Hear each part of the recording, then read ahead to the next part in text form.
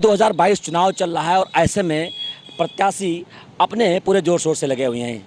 चुनाव कैंपेन चल रहा है, डोर टू डोर कैंपेन चल रही है। लोग अपने मुद्दे और वादों एजेंडों के साथ जनता के बीच जा रहे हैं।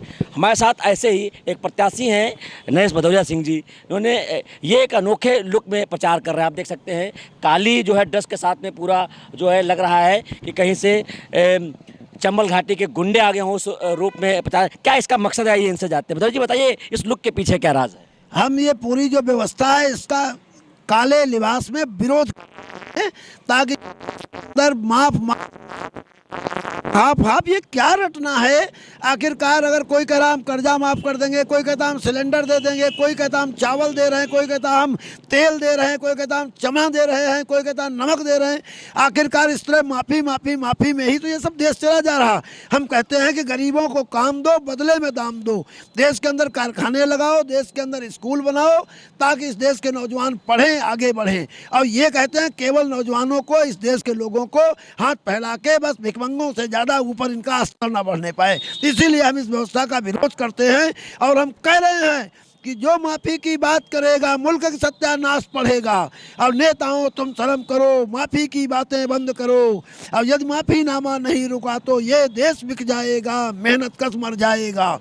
ये नारा मैंने दिया है। क्या नाम है आपने अपनी पार्टी का, अजीब नाम रखा है? ये रखा है मुफ्तखोर विरोधी मोर्चा। हमारे जो है आज का जो चुनाव लड़ने का है इसका नाम है मुफ्तखोर विरोधी मोर्चा। इससे पहले भदौरिया जी आप अपने एक पार्टी ले रहे थे, पोलखोल पार्टी के नाम से रहते थे। क्या है ये सब, मीडिया टेंशन रहता है, इसके बजाय अलावा भी कोई विषय है? नहीं, हम व्यवस्था के खिलाफ कर रहे हैं। जो व्यवस्थाएं देश में चलती उनसे लड़ते हैं, मीडिया तक नहीं। हम चाहते हैं कि इस देश के अंदर बदलाव आना चाहिए।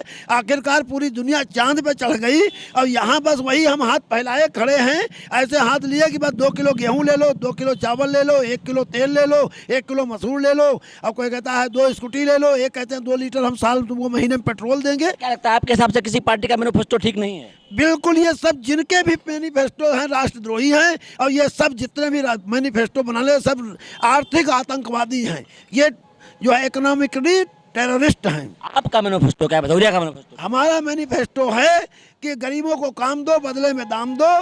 देश के अंदर स्कूल बनाओ, कारखाने बनाओ, उसमें सबको काम दिया जाए और देश के अंदर लोगों को मेहनत करने का तरीका सिखाया जाए। भदौरिया जी आप इससे पहले भी कई चुनाव लड़ चुके हैं। आपने इससे पहले एक चुनाव पोलखोल पार्टी बनाई थी, उससे लड़ते थे।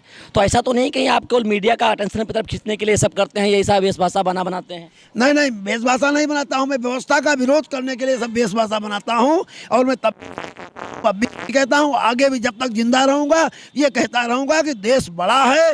इस मुल्क को बचाने के लिए जो भी किया जाए वो किया जाए। क्योंकि हम तो कई बाहर के देशों में गए हैं, यूरोप के देशों में ऐसा कुछ नहीं जैसा हिंदुस्तान में है। और जिस तरीके से यहाँ ये फोकट की योजनाएं, मैं फिर कह रहा हूँ, माफ माफ माफ, मुल्क हो जाएगा इसी में साफ।